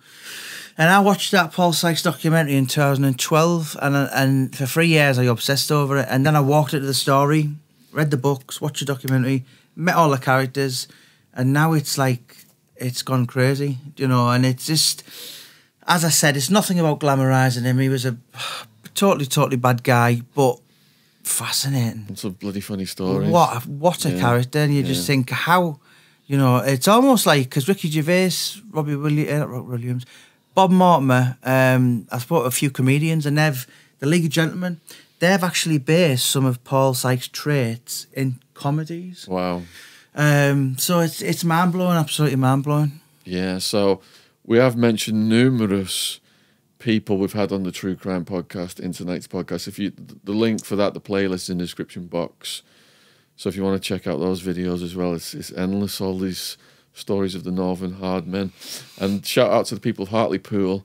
We'll definitely be putting Hartlepool in the title for this video as well. So hope you've enjoyed this. Please let us know in the comments. Huge thank you to all the new subscribers. Subscription logo's in the corner of the screen. Can't wait to hear what people think about this video.